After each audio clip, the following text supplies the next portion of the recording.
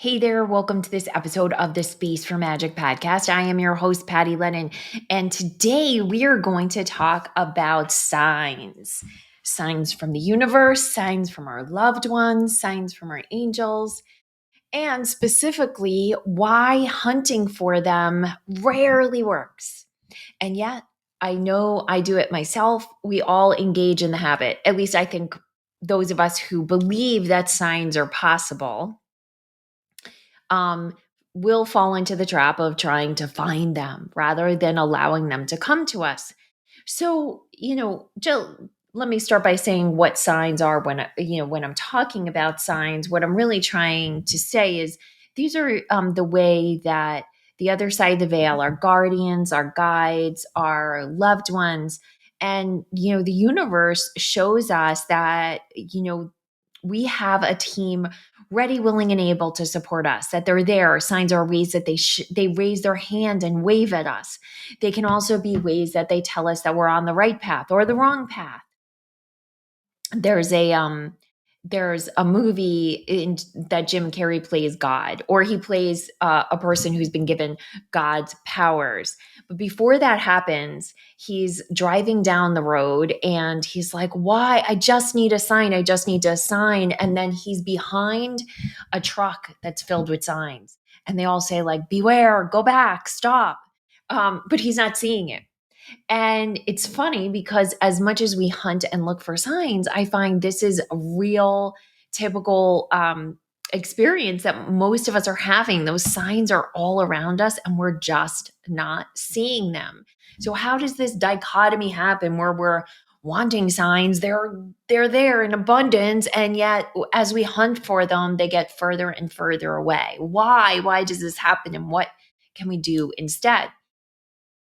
So, before we jump into that, I just want to give you just a high level what signs typically look like, and three categories I find signs typically fall into. And the first is general signs. These are signs that come that their meaning typically is the same no matter who you talk to. These are signs like pennies from heaven. Certainly when we see like common songs and phrases that speak to signs, this is a sign that happens for a lot of people. So feathers, pennies or dimes from heaven, cardinals.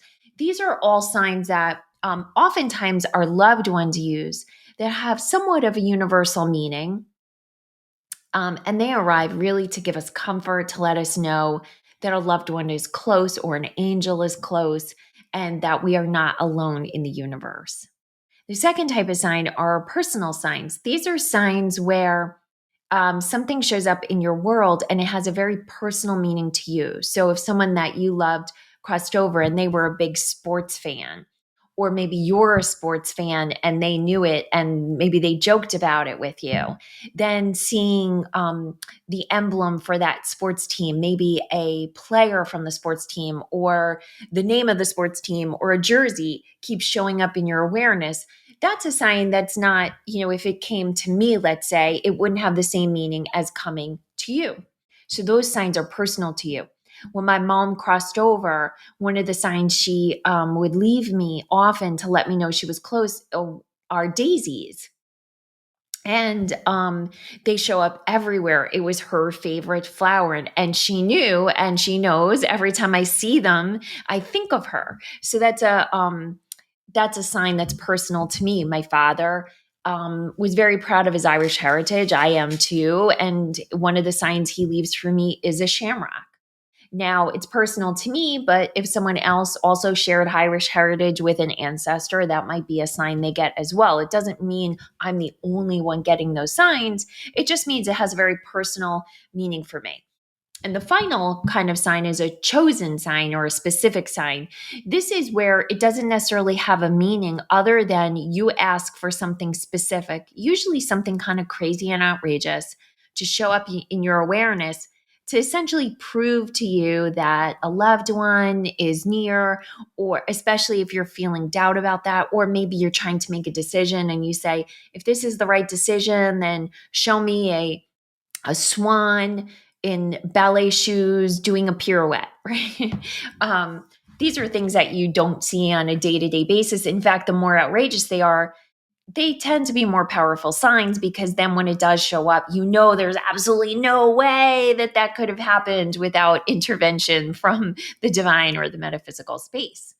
And typically, I find that asking for those specific signs, those really, crazy signs, it's better to save those when you really need to know something that where your faith is kind of shaken, whether it's your faith in yourself or your faith in someone that's crossed over. For the most part, it's those personal signs or those more general signs that can be comforting, but also um, those personal signs can come out of the blue, right? Where um, I remember when I was trying to decide if I should join a certification program, and I believe the initials of the certification program were LCT. And I was, thinking about and wondering, I was still working in corporate, and I was driving home and I was stuck in traffic, and this truck ahead of me kept stopping and going, stopping and going, stopping and going. And it was driving me insane. And then all of a sudden I looked up at the truck, really focused on it, and there in big letters across the top of across the back of the truck was LCT. And it was the trucking company's initials as well, but it said LCT goes for it or something like that. And so that was the way that my team gave me a very personal sign telling me and answering my question, should I join this coaching program? So the personal signs don't always have to be known by you. It's just when they show up, all of a sudden, it's really clear that they're for you. Now, so back to when we're getting signs, why we have such a hard time seeing them. And one of the reasons actually that a lot of people have a hard time seeing signs is because they're so prolific, that we get signs all the time. Our team, our metaphysical team, is trying to communicate with us, and they will use any means possible. And when I say team, I'm talking about our spirit team. They will use any means possible.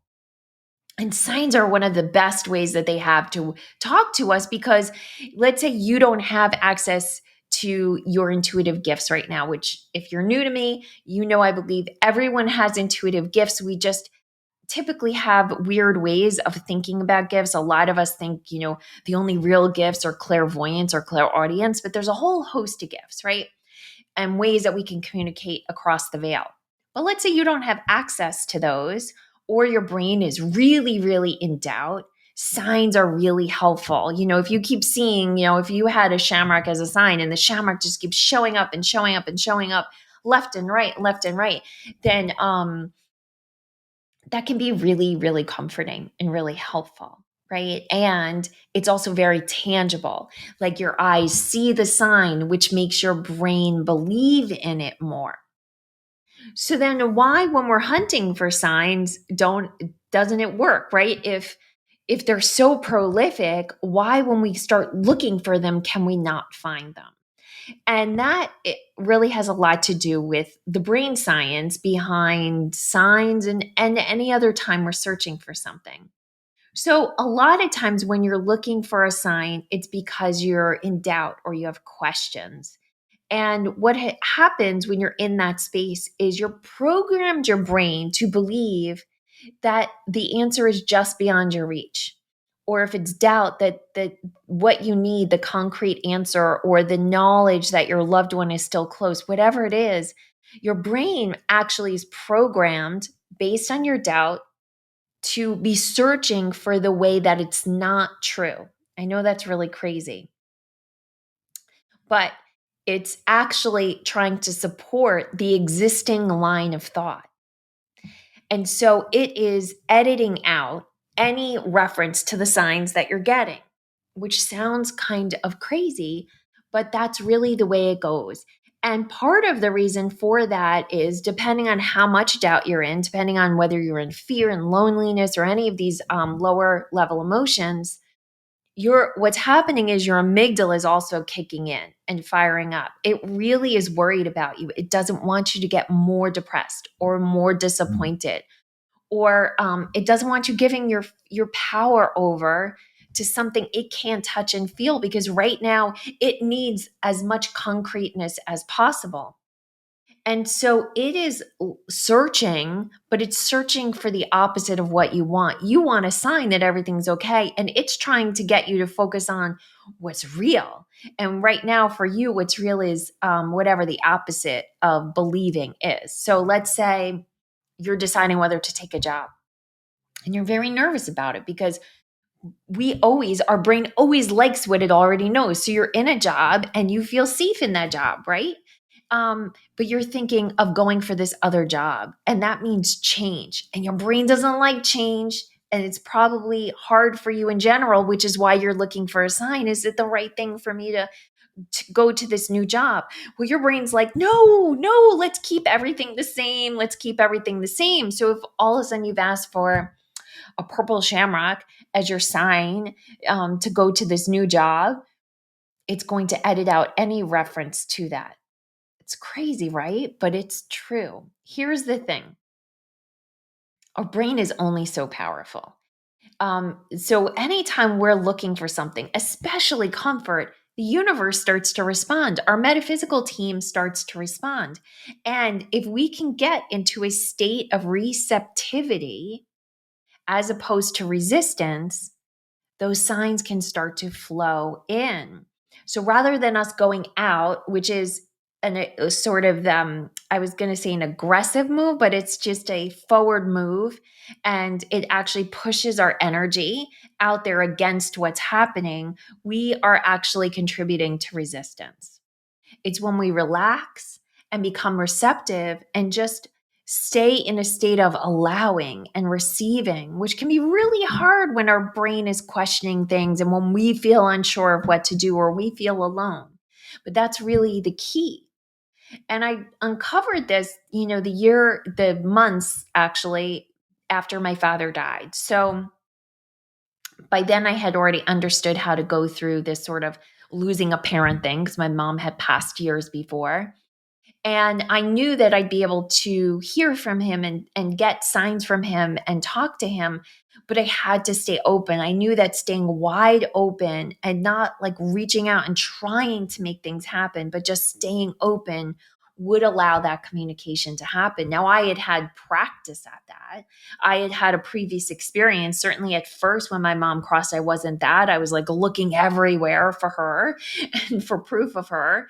But I learned this other way. So I can tell you that if you're listening to me and this just feels like I'm asking a lot, to stay wide open and not to be kind of reaching out and trying to find your answers, I get it. It is hard, but this is what works. So the minute you ask for a sign or the minute you desire that connection, it starts to flow in. The only thing you need to do is receive it. But that, like I said, can be really hard when you feel really desperate for that. And so, how do we get into receptivity? How do we allow? Well, the first thing that you can do is breathe. Breathing really does slow your nervous system down. And that's ultimately what we're trying to do, is that our amygdala, our fight or flight response, it just sends these pulses of resistance out into our energy field. And that blocks all of the receiving, whether you're receiving abundance or abundance of money or abundance of signs or abundance of love, whatever it is, it's those pings of fear that create resistance in our field. So we want to really figure out what is it that we can do to slow our mind down and program it to receive the signs. The first thing is breathing.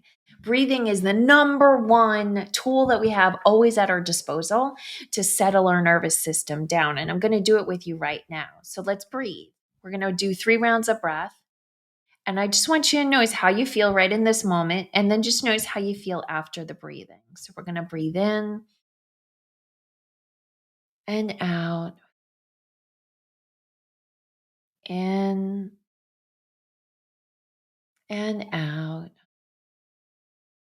in and out. And the second thing we can do is to start to affirm what is already true, the things that don't cause us doubt. So if maybe a loved one's crossed over and you're really craving the feeling of connection to them, starting by saying, I am loved. And I love fill in the blank. In my case, I love my mother. I love my father, right? Present tense, even though they've crossed. Um, I am safe in this moment. I am clear in this moment, if that feels true.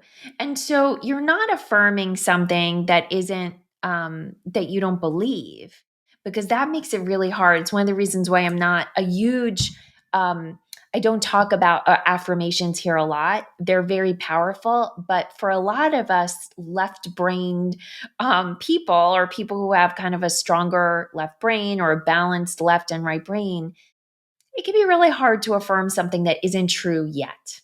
Now, if you're a super creative person, probably affirming things that have not yet come to be is very easy for you. And I'm a little jealous.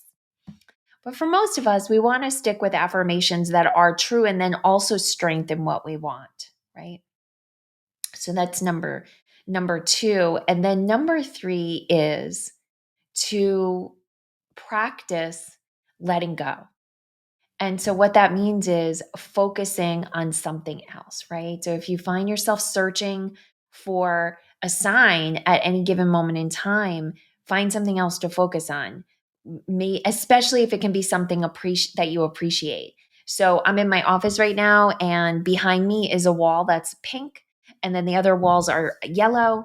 And these colors make me very happy. And at any moment in time when I'm in here, I can just appreciate the colors, the artist's eye that crafted these colors, my husband's willingness to paint my office for me, the freedom I have to have an office in my home, and on and on and on. Well, when you get into that energy of appreciation, that is also the energy of receptivity. So all those three things can shift you out of hunting and into receptivity. Again, that's the breathing, affirming what's already true, and then appreciating. So that little process can help take you out of that hunting energy. And then once you're out of it and you're able to walk through your life with a little more ease, a little less doubt, all of a sudden you'll see those signs will start to show up. And one of the other ways that signs may show up if your brain's being really stubborn, is signs will be sent to you through other people. So if it feels okay to you to tell other people about the signs you're waiting for, I do encourage you to do that. I see this happen in the Magic Lounge, and I love it. In fact, there was just a story. One of our members asked for $1,000 and lilies of the valley, to both of those things to show up as proof of something that she needed proof of. A check had come in the mail literally the next day for, I think it was $1,100. And later that day in an event, someone was presented with calla lilies. And she said, it was closed. So I think that was my sign. Well, interestingly enough, the day before she had made this claim in the group, one of my children had received a lily of the valley, which I thought was super interesting. One of her friends had brought her a lily of the valley, and I don't have any in our yard. And I thought, I've never heard my daughter mention it. And immediately I thought, oh, it's a sign, and it's a sign for someone. And then sure enough, the next day when this member told the story, I was like, oh my goodness, I got your lily of the valley. Well, not probably 6 hours later, someone unbeknownst to them, they shared a screenshot of a meditation they had gotten in their app, which I think was the Calm app. And it was, what she was sharing was what was being told on the Calm app for her, which was, a message she had already received from me, I think, in the group. But the backdrop to that screenshot was a lily of the valley. And so I believe that in this particular case, that member probably had received the lilies of the valley in many different ways. I see this all the time. And she just wasn't seeing it. And so then, because the universe, the divine, really wanted her to have this message, it started to send this member lilies of the valley through other members. And I saw this actually happen in the most fascinating way with, and I think I've told this story here with my brother after my father died. He, he had asked my father for a sign, and he told me, I asked dad for a sign. I'm not going to tell you what it is, because if you end up giving it to me, it's not going to feel as real. I need it to come without anyone knowing about it. Okay. Fair enough. Because then if that's the case, you don't want someone to know about it, because if it does come through them, you want it to feel like it was part of that sign package you were looking for. So then I was dropping my daughter off to him. She was going to spend a couple of days with him.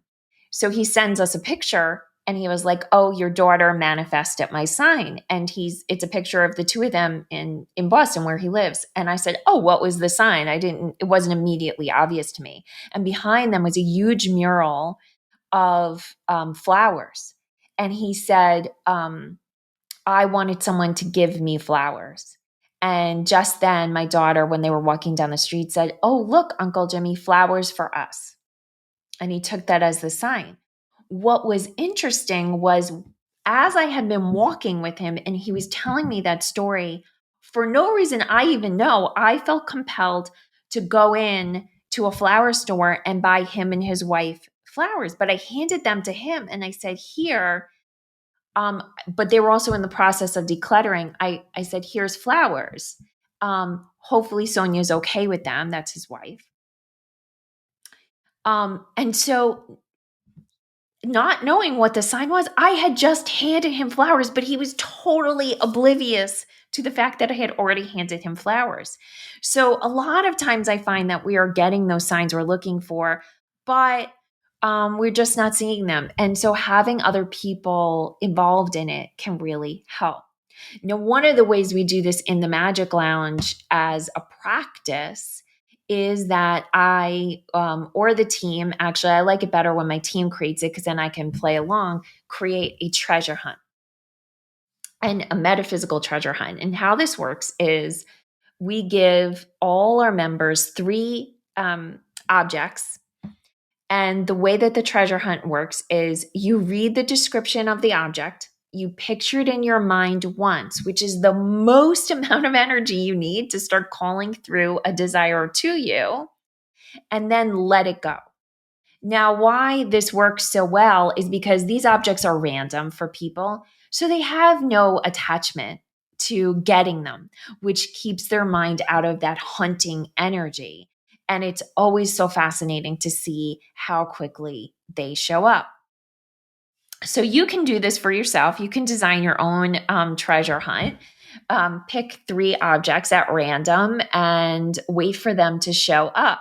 Now, it sometimes is a lot more fun to have someone else assign you those objects, so you can ask them to do that. Or better yet, you can join us in the Magic Lounge. So every month in the Magic Lounge, we do this as a community. We have so much fun talking about why or why not certain things come in the way that they come in. And it's a vibrant conversation that goes on every month, along with lots of other fun things. And in this particular month, we are focused on learning your language, which is really, we're talking about how the divine and your metaphysical team specifically speaks to you. With what I find is signs is one way that they consistently speak to all of us, but there's also lots of other ways. We'll be discussing that in the group this month, and you can join for just $37 a month. So if you want to join us, go to PattyLane.com/Magic Lounge. We also are running a annual membership special, so you can get a 25% discount by joining for the year and get it for $333.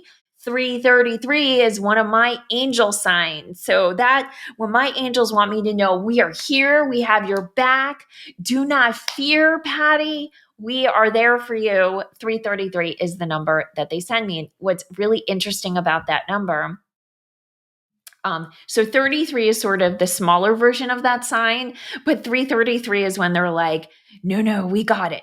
We really have you. But 33 can show up also a lot. And where that has taken place in my life is it was one of my addresses growing up was 33, but also was my husband's basketball jersey number. And if you have been with me for a while, you know that from a young age, I was getting signs about my husband long before we met. So 33 was my lucky number before I even understood signs. And I don't think it was just about my address. I think it was all about the connection that he and I have in this world. So those are really fun signs too, where they sort of explain themselves and reveal themselves to you over time. If you want to be part of this discussion more, I'd love to have you in the Magic Lounge. Come join us, pattyland.com/magic lounge. And if you join for the year, you will get a special 25% discount and be able to join for $333. Or if you just want to try us out, $37. Again, go to pattyland.com/magic lounge. And you are welcome to do this treasure hunt on your own, of course. But I do think that doing it with us in the Magic Lounge is a lot more fun. So have an amazing, amazing week.